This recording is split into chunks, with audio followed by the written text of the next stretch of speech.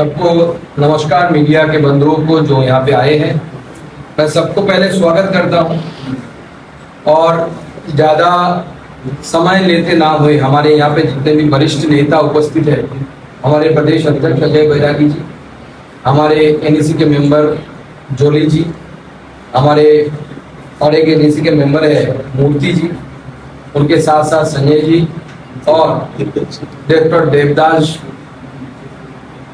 सबको मैं अभिनंदन करता हूँ कि वो जिस तरीके से इस बार अंडमान से भारतीय जनता पार्टी के सांसद चुन के भेजने के लिए मोदी जी की सरकार में अपना एमपी देकर सहयोग करने के लिए मैं सबको धन्यवाद और अभिनंदन करता हूँ। देखिए, जो बजट है, ये बजट 2047 में भारत को विकसित भारत बनाने की नींव वाला बजट है, उस रास्ते के तरफ ले जाने वाला बजट है। इस बजट को तरफ अगर देखें हम, तो इस बजट को आप जानते हैं, भारत जैसा इतना बड़ा देश, इसका बजट इतना बड़ा होता है, तो इसको हमने 4-5 हिस्सों में अगर बांट के इसके ऊपर देखें तो हमें देखने में समझने में आसानी हो। तो प्रधानमंत्री जी का 4 चीजों पे सबसे ज्यादा ध्यान रहा। एक गरीब, दूसरा युवा, तीसरा अन्नदाता, चौथा नारी यानी महिला, और उसके साथ साथ मिडिल क्लास के ऊपर, मध्यम वर्ग के ऊपर, क्योंकि हमारे विपक्ष बहुत दिनों से चिल्ला रहे थे कि मध्यम वर्ग की सरकार नहीं देख रही। तो स्पेशल कुछ इस बजट में इन सब के लिए लाया गया और हम इसी हेडिंग्स पे बात करेंगे। अगर गरीब की तरफ देखें तो भारत सरकार ने जो अन्न देने की योजना पिछले दिनों से चला रही है, लगभग 80 करोड़ लोगों को अन्न देने की व्यवस्था जो गरीब कल्याण के द्वारा मोदी जी के नेतृत्व में हो रहा है, वो अगले 5 साल तक चलेगा। ये चुनाव से पहले हमारा वादा था। हमारे देश में राजनीतिक पार्टियां जाने जाते हैं कि वो वादे करते हैं और वादे करने के बाद भूल जाते हैं। जैसे राहुल गांधी जी ने वादे किया था कि खटाखट बैंक होगा और खटाखट बैंक से उनकी सरकार होने से इतना पैसा मिलेगा, शायद महीने का 8,000 ऐसा कुछ बोल दिया था, जो लॉजिकली पॉसिबल ही नहीं है। महिलाएं जब उत्तर प्रदेश में उनकी पार्टी ऑफिस में चली गई, लाइन देके खड़ी रही, तो उनके पास कोई जवाब नहीं था। लेकिन मोदी जी की सरकार ने बार बार ये प्रूव किया है कि हम जो बोलते हैं वो करते हैं, और जो कर नहीं सकते वो कभी नहीं बोलते। तो इस बार ये 80 करोड़ लोगों की जो योजना है, इसको आगे बढ़ाया जाएगा। ये मोदी जी इलेक्शन से पहले घोषणा किए थे। आज बजट में उसको 23 तारीख को निर्मला सीतारमण जी ने उसको सम्मान दिया और उसको आगे बढ़ाया। गरीबों के लिए अगले सालों में 3 करोड़ पीएम आवास के द्वारा 3 करोड़ घर आवंटित होंगे। मोदी जी का सपना है कि कोई भी गरीब कच्चे घर में ना रहे, सबके लिए पक्का घर की व्यवस्था मोदी जी करेंगे। आप जानते हैं कि कोरोना के बाद जो रास्ते के ऊपर ठेले वाला जो रहता है, जो छोटा दुकान जो परमानेंट नहीं है, उनके लिए पीएम स्वनिधि योजना हमारी केंद्र सरकार ने चालू की। सरकार अभी इसको थोड़ा बढ़ा के, क्योंकि सक्सेसफुल रहा, 10,000 रुपये करके लोन दिया गया बिना इंटरेस्ट का, और ये पीएम स्वनिधि योजना को आगे बढ़ाते हुए 100 ऐसे हाट अलग अलग जगहों में, स्ट्रीट फूड हाट हमारे लोकल लैंग्वेज में बोलते हैं, इंग्लिश में इसका नामकरण हुआ है स्ट्रीट फूड हाब, ऐसे बनाया जाएगा जिसमें जो छोटे दुकानदार हैं, ठेला वाला जिसे हम बोलते हैं, वो अपना वहां पे दुकान या बिजनेस कर पाएगा।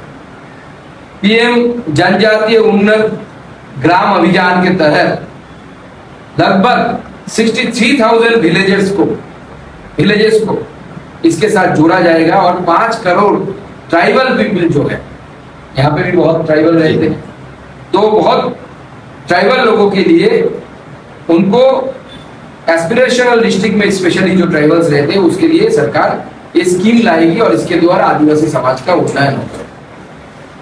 आप जानते हैं कि हमारी सरकार हमेशा सबका साथ सबका विकास इसके ऊपर विश्वास करती है और इस नीति को सामने रखते हुए हमारी सरकार अपना सरकार के काम को तय करती। इसलिए 25 करोड़ लोगों को पिछले सालों में हमने अति गरीबी रेखा से ऊपर उठाने का काम हमारी सरकार ने किया। और जैसे मैंने बताया कि गरीब कल्याण योजना के तहत 80 करोड़ लोगों को ये राशन देने की व्यवस्था होगी।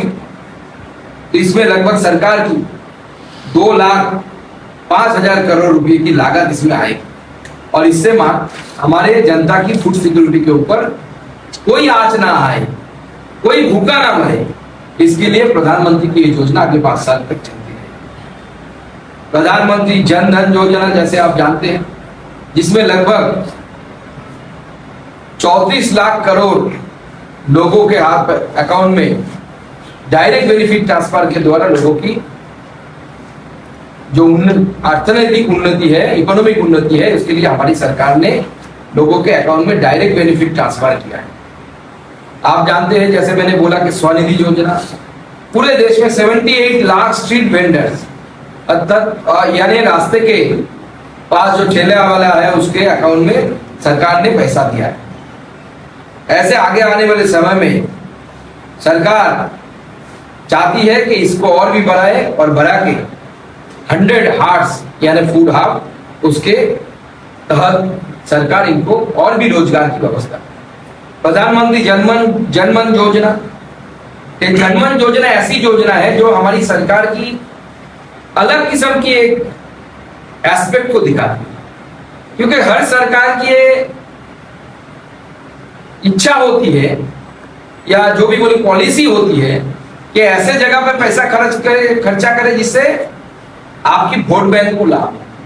लेकिन ये जनमन योजना जो वल्नरेबल ट्राइबल ग्रुप्स है, बहुत ही छोटे छोटे ग्रुप्स, उनके लिए हमारी सरकार चिंतित थी और इसके लिए इनमें बजट में प्रावधान किया गया। इसके साथ वोट बैंक की कोई रिलेशन ही नहीं है, क्योंकि वो लोग संख्या में इतना कम है कि वोट में आपको जीता या हराने में ज्यादा भूमिका नहीं पालन कर सकते। लेकिन वो भी हमारे समाज का एक बड़ा हिस्सा है, हमारे देश का एक इंपॉर्टेंट हिस्सा है। इसलिए वल्नरेबल ग्रुप्स, इनके पीछे हमारी सरकार ने अलग से एक बजट का प्रावधान किया। इससे पहले कोई सरकार ने ऐसे ग्रुप्स के लिए जिनका इलेक्शन में वोट में कोई मूल्य नहीं है, मतलब जो हार जीत का फैसला में आपका साथ नहीं देता, ऐसे ग्रुप्स के लिए हमारे किसी भी सरकार ने नहीं किया था, हमारी सरकार ने किया है। तो आगे आने वाले समय में आप ये जो पीएम जनमन योजना, ये जो वल्नरेबल ग्रुप के लिए है, ये आगे साथ चलेंगे। हमारे जो आर्टिसन है, जो हाथ के काम करते हैं, मूर्ति बनाते हैं या कोई अच्छा कोई आर्टिफैक्ट्स बनाते हैं, क्राफ्ट पीपल जिसे बोलते हैं, उसके तहत पीएम विश्वकर्मा योजना आप जानते हैं, इलेक्शन से पहले हमने बहुत उसको लेकर प्रचार प्रसार किया। उसके लिए सरकार ने 4,824 करोड़ रुपए की संस्थान इस बजट में सरकार ने किया है। आप जानते हैं कि आयुष्मान भारत एक ऐसा हमारी सरकार के आने के बाद एक ऐसा प्रोजेक्ट हमारी सरकार ने लिया जिसने भारत के गरीबों जो एक बार बीमार हो जाते थे तो क्या करे, ये उनके पास कोई रास्ता नहीं था। सरकारी हॉस्पिटलों में जाके धक्का खाना ही एकमात्र रास्ता, और छोटा मोटा ऑपरेशन के लिए भी उनको पैसा नहीं मिलता। तो हमारे प्रधानमंत्री जी ने आयुष्मान योजना की व्यवस्था की है। अंडमान के लिए तो आयुष्मान योजना लागू है। बहुत सारे स्टेटों में जो स्टेट इसमें आए नहीं थे, उनके लिए जो 70 साल से ज्यादा उम्र के लोग हैं, क्योंकि आप जानते हैं आयुष्मान भारत में नॉर्मली स्टेटों के लिए 60-40 रेशियो होता है। सेंट्रली स्पॉन्सर्ड स्कीम है। सेंट्रली स्पॉन्सर्ड स्कीम में 60% केंद्र सरकार देती है, 40% स्टेट गवर्नमेंट देती है, जो अंडमान के लिए सेंट्रल टेरिटरी होने के कारण सरकार पूरा देती है। बाकी स्टेटों के लिए, आप तमिलनाडु का पकड़ लीजिए या दूसरे जो भी स्टेट है, आंध्र प्रदेश है, इसमें अभी 70 साल के ज्यादा उम्र वाले जो लोग हैं उनका 100% 5 लाख रुपए का 100% केंद्र सरकार देगी और स्टेट गवर्नमेंट के ऊपर, राज्य सरकार के ऊपर किसी की तरीके के बोझ नहीं आएगा जो 70 साल के उम्र से ज्यादा लोग हैं। प्रधानमंत्री आवास योजना के बारे में हमने बात किया कि 3 करोड़ घर देने की बात है, जिसमें पूरी लागत आएगी 84,670 करोड़ रुपीस। ऐसे ही जल जीवन मिशन के द्वारा जिसमें 69,926 करोड़ रुपीस के द्वारा घर घर नल के द्वारा जल पहुंचाने की व्यवस्था हमारी सरकार करेगी। ऐसे जो पुराने स्कीम है जैसे स्वच्छ भारत योजना, पीएम श्रम योगी मानधन योजना, ये सारे, अटल पेंशन योजना, ये सारे चलते रहेंगे और हमारी सरकार प्रतिबद्ध है। अटल पेंशन योजना जब हमारी पहली सरकार आई थी, मोदी जी की सरकार, तब से चल रही है। उसके लिए भी हमारी सरकार ने 521 करोड़ रुपए का प्रावधान किया है इस बजट में। अब में दूसरा जो हेड है यानी युवा, जो इस बजट की सबसे इंपॉर्टेंट पार्ट मुझे लगती है जो हमारी सरकार ने इस बार इस बजट में लाया है, वो है युवाओं के लिए नए कामों का सृजन, यानी लोगों के हाथ में नौकरी की व्यवस्था करना। इसके लिए हमारे सरकार ने बहुत सारे प्रावधान किए। नंबर 1 कि 1 महीने का वेजेस, अगर कोई एंटरप्रेन्योर या कोई कंपनी नए लोगों को नौकरी देती है तो अप टू 15,000 वेज का सरकार उसको रीइंबर्समेंट करेगी फॉर्मल सेक्टर में, और इसमें लगभग 210 लाख यूथ ये इसमें लाभवान होंगे।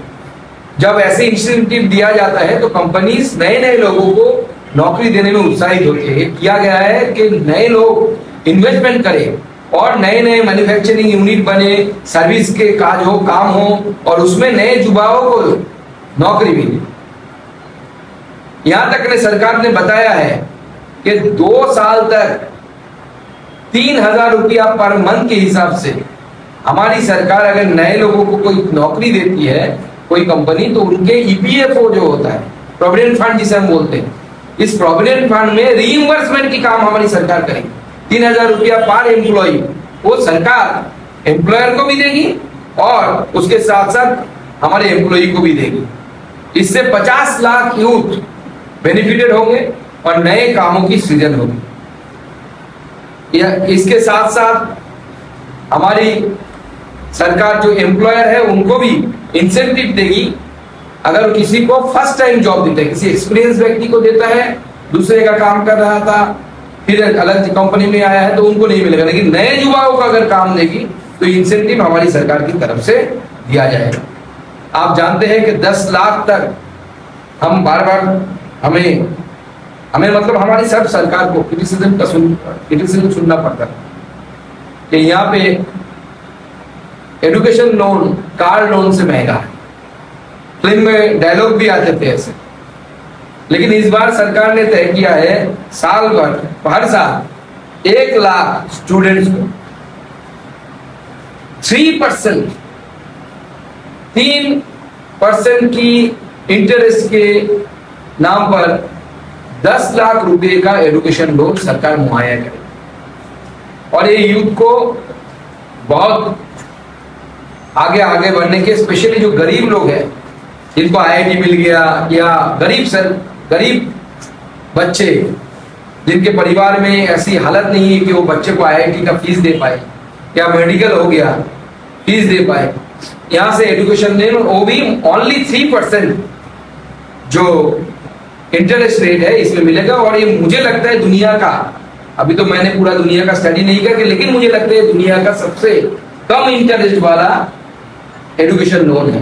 पूरे दुनिया में इससे कम इंटरेस्ट में कोई एजुकेशन लोन मिलता है अभी तक मुझे पता नहीं। आप लोगों को पता होगा किसी देश का तो हमें बताइएगा, इससे हमारा ज्ञान वर्धन होगा। और इंटर्नशिप प्रोग्राम भी सरकार आगे आने वाले समय में युवाओं के लिए करेगी। ऐसे 500 जो लीडिंग कंपनीज है भारत के, उसमें हमारे युवाओं को भेजा जाएगा और उसमें 5,000 रुपये का वो इंटर्नशिप के दौरान उनको एक प्रोत्साहन भाता भी दिया जाएगा, जिससे वो जाके वो कंपनी में 5,000 रुपया उसको मिलेगा और उसके साथ साथ वो 500 ऐसे लीडिंग कंपनी में काम करते हुए काम सीखेगा कि क्या काम मार्केट में अवेलेबल है। क्योंकि हमारे एजुकेशन सिस्टम का सबसे बड़ा दिक्कत ये है कि जो हम अभी चेंज कर रही है हमारी सरकार एनईपी के द्वारा, हमारे प्रीवियस एजुकेशन सिस्टम और मार्केट में कोई तालमेल नहीं है, तालमेल नहीं था, मुझे ऐसा बोलना चाहिए। क्योंकि एनईपी आने से घाटा ये बीच में जो खाए है ये बीत जाएगा। क्योंकि आपको साबुन बेचना आता है, मार्केट को चाहिए दूसरा कुछ। ये हमारे एजुकेशन सिस्टम का थोड़ा लैकुना था एनईपी के द्वारा, इसको हम चेंज करेंगे और इससे नए यूथ काम सीख के आगे आने वाले समय में उनको जॉब भी मिलेगी। 20 लाख यूथ इनको आईटीआई के द्वारा आगे आने वाले समय में इंडस्ट्री के साथ, ये भी हमारे इंजीनियरिंग कोर्स के और आईटीआई वाले कोर्स जो है उनके बीच में एक खाई था कि इंडस्ट्री को सपोज एक्स चाहिए, हम वाईजेड दे रहे थे हमारे एजुकेशनल इंस्टीट्यूट से। अभी इंडस्ट्री के साथ अलाइनमेंट करके कि इंडस्ट्री का नीड क्या है उस हिसाब से हम तैयार करें। जैसे अगर मैं इस पर एग्जाम्पल से जस्ट बोल रहा हूं कि अगर हम यहाँ पे कोई इंस्टीट्यूट के द्वारा टूरिज्म के ऊपर कोई कोर्स करा पाए तो अंडमान के लिए लाभ हो।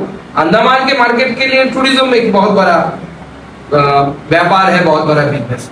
तो हमारी सरकार इस दिशा में जा रही है और आगे आने वाले समय में युवाओं के जो जॉब क्रिएशन के ऊपर हमारी सरकार की सबसे ज्यादा उसके ऊपर सबसे ज्यादा जोर रहेगी। इसके साथ साथ हमारे महिलाओं के लिए भी हमारी सरकार ने प्रधानमंत्री मातृ वंदना योजना से लेकर जो पुराने योजनाएं चलती थी वो सब पूरी तरीके से उसमें बजट में इसमें प्रावधान किया गया और 1 लाख करोड़ उसका 50 इयर्स इंटरेस्ट फ्री स्टेटों को दिया जाएगा, यूथों के लिए कॉर्पस फंड तैयार किया जाएगा। और हमारी सरकार युवाओं के खेल में प्रोत्साहन देने के लिए, आप जानते हैं ओलंपिक शुरू हो जाएगा, हमारे भारत के जो खिलाड़ी है आज से ही अपना दावा पदक के लिए वो रखेंगे। इसलिए हमारी आगे आने वाली अमृत पीढ़ी को तैयार करने के लिए, विकसित भारत के लिए हमारी सरकार पूरी तरीके से लगभग तैयार है और लगभग 40,000 एथलीट्स को 900 करोड़ रुपए के द्वारा आगे आने वाले समय में भी ओलंपिक हो या बाकी जो दूसरे खेल है उसके लिए तैयार करें। हमारी प्रधानमंत्री कौशल योजना जो पहले से चलती थी वो ऐसे ही चलती जाएगी जैसे इंडस्ट्री के लिए नए वर्कफोर्स हम तैयार करते हैं और ट्रेनिंग सेंटर्स ट्रेनिंग इस्टेब्लिश किए जाएंगे, नए लोगों को ट्रेनिंग दिया जाएगा। आगे आने वाले समय में 7 लाख युवाओं को कौशल विकास के द्वारा ट्रेन किया जाएगा। नए जो न्यू एज ट्रेड्स है उसको इंट्रोड्यूस किए जाएंगे क्योंकि समय के साथ साथ इसमें परिवर्तन आ रहा है। मैं अभी मुद्रा योजना के बारे में आप सबको अवगत कराऊंगा। आपको पता ही है कि मुद्रा योजना बहुत सक्सेसफुल योजना रहा, जो अभी तक सैंक्शन रुपीज मैं आपके सामने डेटा रखना चाहता हूं, 23 लाख लोन्स दिए गए हैं और उसमें 41 करोड़ लोन सैंक्शन हुए हैं, लोन अमाउंट सैंक्शन हुए हैं। और इसमें मुद्रा योजना में जो पिछले आर्थिक वर्ष में 10 लाख रुपए तक का मुद्रा योजना थी, इसको बढ़ा के आप 20 लाख रुपए तक की भी मुद्रा योजना में लोन ले पाए। अब आती हूं मैं अन्नदाता के लिए। आप जानते हैं लगभग 11 करोड़ 80 लाख, लगभग 12 करोड़ ही पकड़ लीजिए, 12 करोड़ लोगों को प्रधानमंत्री जी डायरेक्ट ट्रांसफर करते हैं, जो 6,000 रुपया प्रधानमंत्री कृषक सम्मान योजना जिसे हम बोलते हैं सम्मान निधि, उस सम्मान निधि के वो आगे भी कैरी फॉरवर्ड होते रहेगा। हमारी जो पहला ग्रीन रिवोल्यूशन है, वो ग्रीन रिवोल्यूशन ग्रीन एवोल्यूशन की तरह जाते जाते अभी एक जगह पे आप प्लेटू में आ गए, मतलब इससे ज्यादा प्रोडक्टिविटी नहीं बढ़ रही।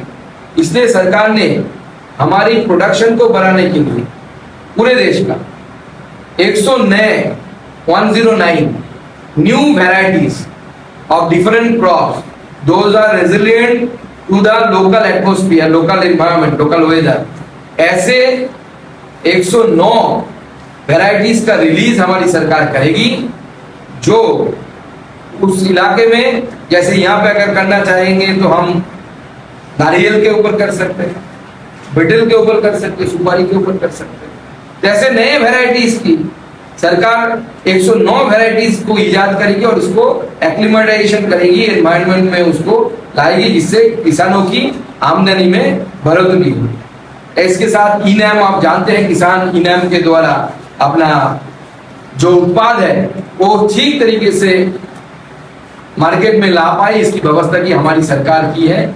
लगभग इस इनाम के द्वारा देश के ज्यादातर जो मंडीज है वो मंडीज इनाम के तहत एसोसिएट हो रहे हैं और इसका लाभ हमारे किसानों को मिल रहा है।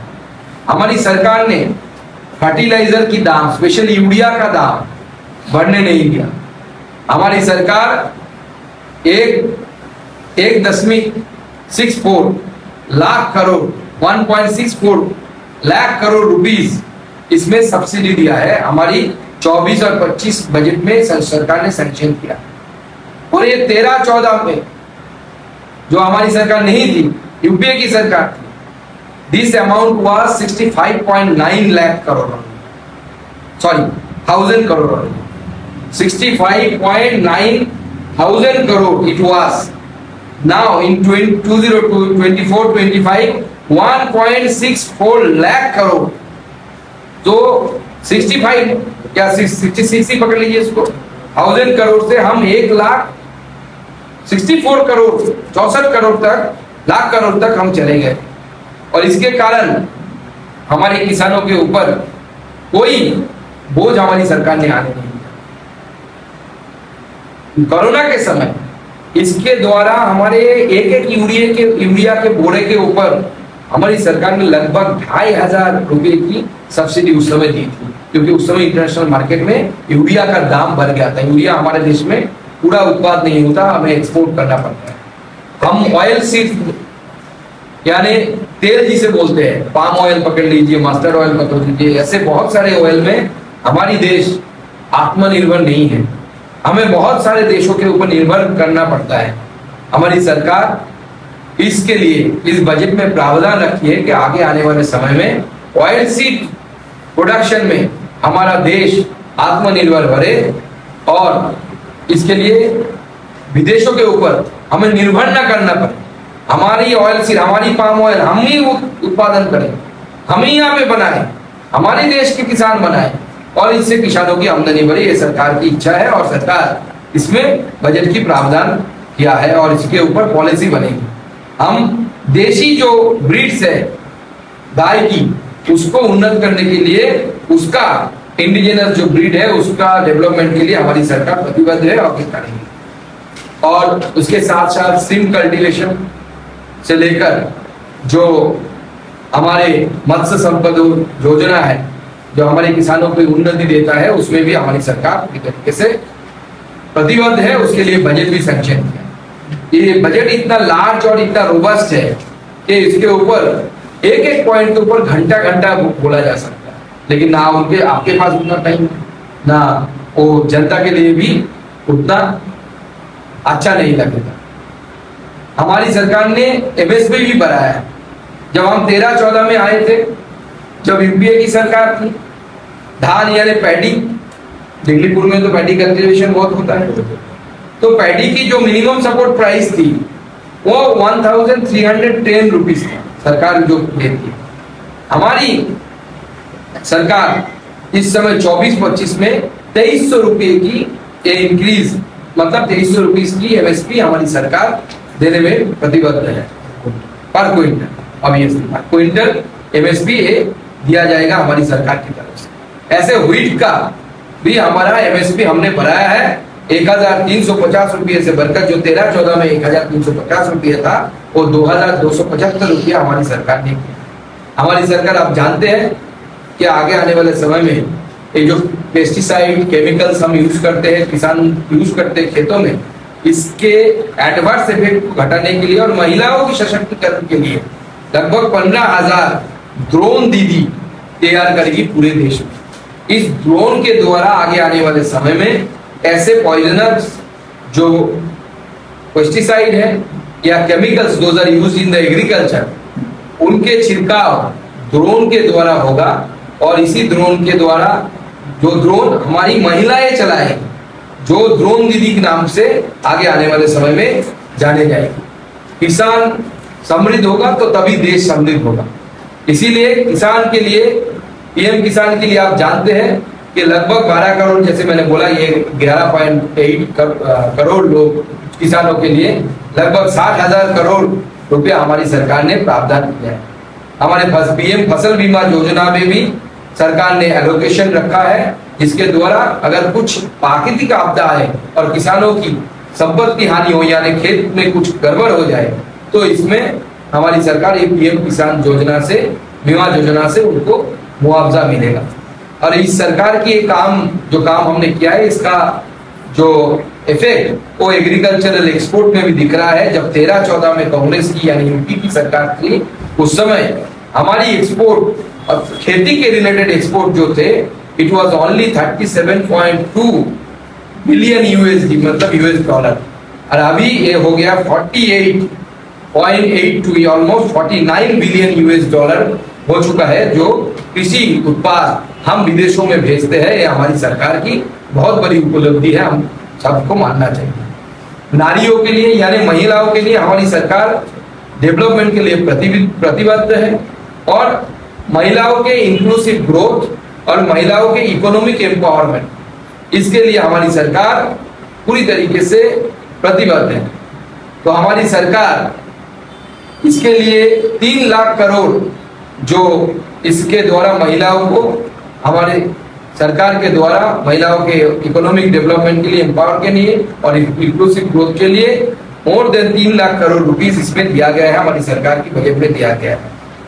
पार्टिसिपेशन जो वुमेन्स काम कर पाए, तो सबसे ज्यादा वुमेन्स का दिक्कत होता है, महिलाओं के दिक्कत क्या होता है कि घर से दूर जाके काम करना, तो कहाँ रहना, कहाँ पे रहना है, रुकना है, होटल्स सेफ है कि नहीं, सारे सवाल आते हैं। स्वाभाविक है, कोई कभी कभी दुर्घटना घट जाती है। तो हमारी सरकार ने तय किया है कि महिलाओं के लिए जगह जगह पे ऐसे हॉस्टल्स बनाए जाएंगे, जो पीपीपी मॉडल में भी बन सकता है, कि जिससे हमारी महिलाएं अगर घर से दूर कहीं पे बिजनेस के लिए या कहीं काम पे जाती है, तो वहां पे जाके उस सरकारी हॉस्टल में या पीपीपी मोड में जो हॉस्टल बना है उसमें जाके रह सकती है महिला, और वो सब्सिडाइज रेट में रह सके। महिलाओं में कैंसर की जो एक बड़ी विषय है, आप सब जानते हैं, तो देखा गया है देश में सबसे ज्यादा महिलाओं को जो जितने कैंसर से पीड़ित होते हैं, उसमें सर्वाइकल कैंसर एक बहुत बड़ा कैंसर है, मतलब बहुत बड़े अमाउंट में होता है, जो महिलाओं के बीच ज्यादा देखा जाता, मतलब बहुत संख्या में देखा जाता है। इसके लिए हमारी सरकार 9 से 14 साल की बच्ची जो है, इनके लिए फ्री में वैक्सीनेशन की व्यवस्था जो पहले ही सरकार अनाउंस कर चुकी है, और उसमें सरकार प्रतिबद्ध है, उसमें फंड एलोकेशन किया गया है, और उसमें हमारी महिलाओं को, बच्चियों को उसमें वैक्सीनेशन किया जाएगा। महिलाओं के लिए हमारी सरकार ने स्टैम्प ड्यूटी भी घटा दिया है। तो आगे आने वाले समय में क्या होगा, जो परिवार में कोई नया मकान खरीदेगा या नया कोई जमीन खरीदेगा, अपने घर के वाइफ के या माता के नाम से खरीदने से उसमें कम स्टैम्प ड्यूटी देना पड़ेगा। इससे जो महिलाएं जॉब नहीं करती, उनका भी इकोनॉमिक्स एम्पावरमेंट होगा कि मकान मेरे नाम पे है, मेरे घर मेरे नाम पे है। तो ये इकोनॉमिक एम्पावरमेंट के लिए हमारी सरकार ने एक डिसीजन लिया है। और जैसे 80 लाख सेल्फ हेल्प ग्रुप है, आप जानते हैं, ये सबको लिए जिसके साथ 9 करोड़ महिलाएं जुड़ी हुई है, उसमें इन लोगों को माननीय प्रधानमंत्री ने एक प्रोग्राम दिया है, आप जानते हैं, बहुत फेमस हो चुका है, कि इतने सारी महिलाओं को आगे आने वाले समय में अभी 1 करोड़ टारगेट है कि हम लाखपति दीदी बनाएंगे। प्रधानमंत्री जी सेल्फ हेल्प ग्रुप के द्वारा महिलाओं के इकोनॉमिक एम्पावरमेंट के लिए एक प्रोजेक्ट लाए हैं, और इसके द्वारा लाखपति दीदी महिलाओं को बनाया जाएगा। हमारी महिलाओं के लिए बाकी जो योजनाएं चल रही थी जैसे PMMY, इसमें 30.64 करोड़ सैंक्शन किया गया है और 84% लोन भी दिया जाएगा हमारे महिलाओं की जो इसके द्वारा ही सरकार जो जितने सारे काम करी इसके द्वारा हमारे महिलाओं के जागरूकता भी बढ़ी है। और ये दर्शाता भी डेटा कि एक समय था कि कोई घर में पैदा हो जाता था बच्चा, महिलाओं के रास्ते में कभी कभी हो जाते थे, तो अभी हमारी सरकार की काम की वजह से इसमें कमी आई है। और इंस्टीट्यूशनल बात यानी हॉस्पिटल में, हेल्थ सेंटर में जो देख रेख में कोई कहीं पे नर्स, कहीं पे डॉक्टर की देखरेख में बात अभी 95.5% बात रेट जो देखा गया है ये इंस्टीट्यूशनल बात देखा गया है, जो 8-9 में यानी 2008-9 में जो बहुत कम था, लगभग 70% था। तो 3 करोड़ जो प्रधानमंत्री आवास योजना के बारे में मैंने बताया था वो अभी जो सरकार आप जानते हैं कि सारे महिलाओं के नाम पर एक दिया जाता है, तो आगे आने वाले समय में रहेगा।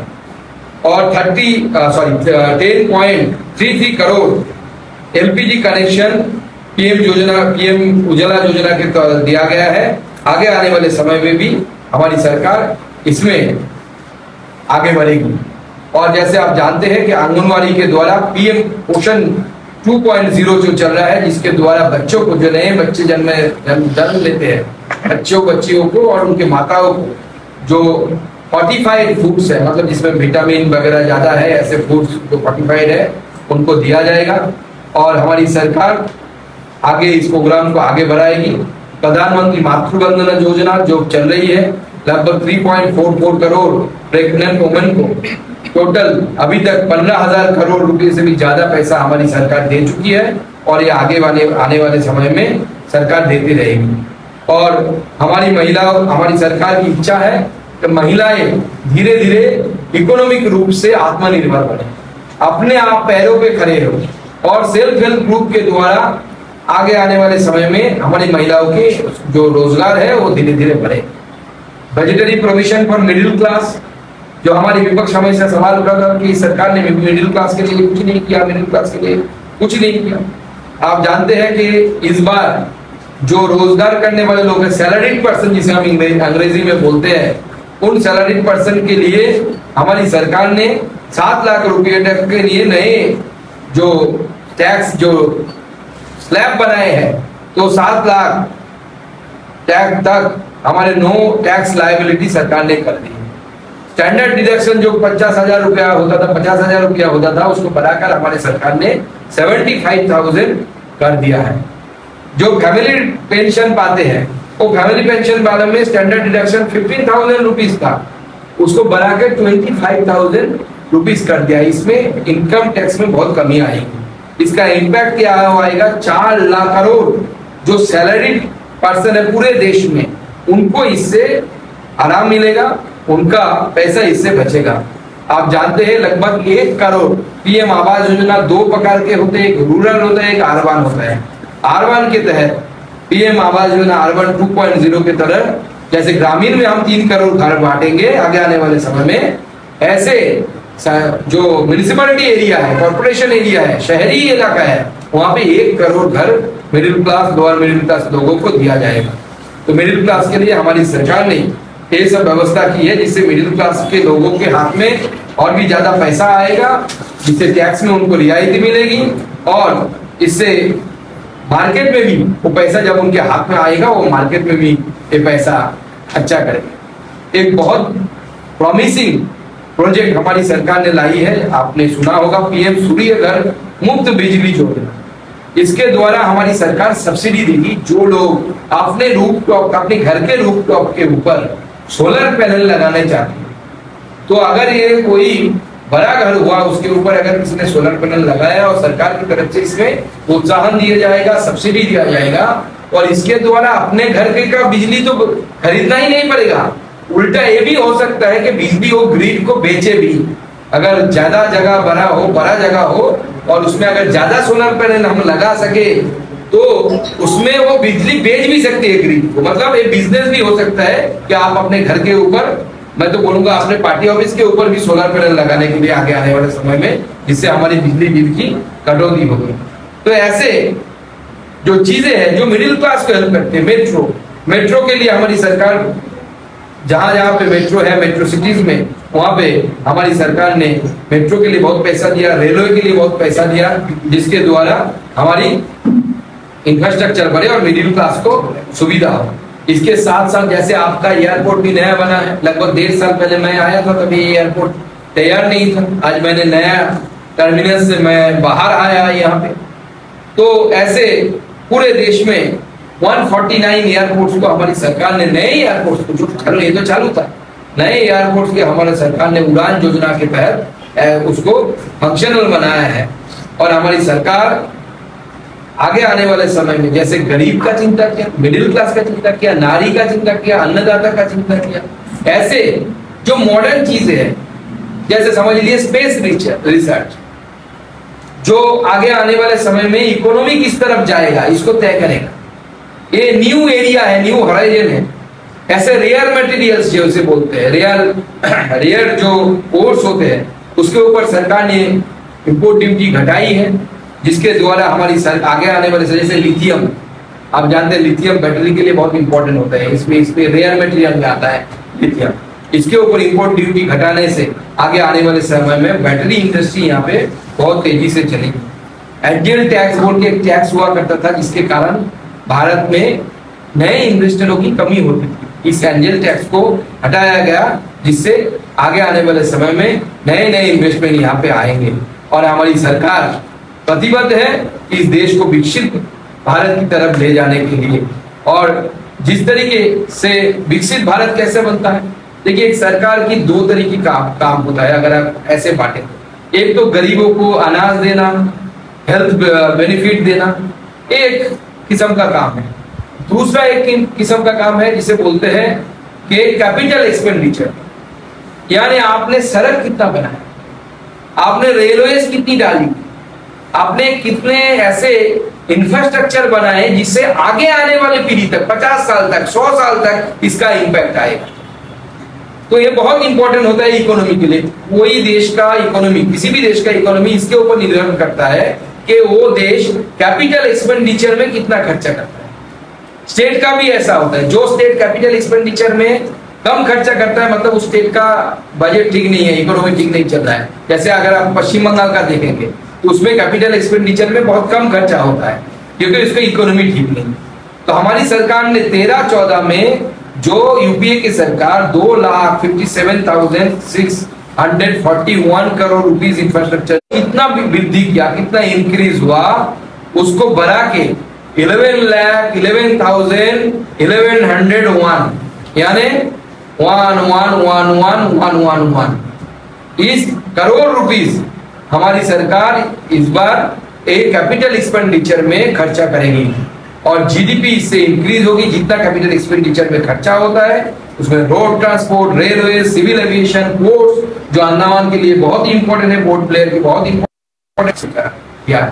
तो मोदी जी के नेतृत्व में हमारी ये सरकार प्रतिबद्ध है कि भारत को ऐसा भारत बनाए जो भारत आगे आने वाले समय में विश्व गुरु बनेगा। और ये बजट ऐसा ही एक रोड मैप की तरफ चल रहा है जिससे जॉब क्रिएशन होगी, कैपिटल एक्सपेंडिचर में सड़क बनेगा, पोर्ट बनेंगे, नए रेलवे की लाइनें डाली जाएगी। और उसके साथ साथ गरीबों के लिए, अति गरीब, पिछड़ा, डाउन ट्रोडन पीपल जिसे हम बोलते हैं, उनके लिए अन्न योजना से लेकर महिलाओं के लिए मातृवंदना योजना से लेकर, जिसमें बच्चा होने के समय उनकी आर्थिक सुविधा मिलती है, या आयुष्मान भारत सबके द्वारा, या रेहड़ी ठेले वाले जो है उनके लिए 100 नए हाट। सरकार एक होलिस्टिक अप्रोच के तहत, यानी समाज के हर तबके को टच करने, मिडिल क्लास के लिए टैक्स में रियायत देना, हर तबके को इस बजट में टच किया गया, स्पर्श किया गया। और ए हीलिंग टच है, समाज के हर तबके को इससे लाभ मिलेगा। और आगे आने वाले समय में इससे भारत की अर्थनीति भी और इकोनॉमी भी तेजी से आगे बढ़ेगी। आपका बहुत समय लिया हमने, इसलिए आप सबको, आप पेशेंस से सुने, धैर्य के साथ सुने, आप सबको बहुत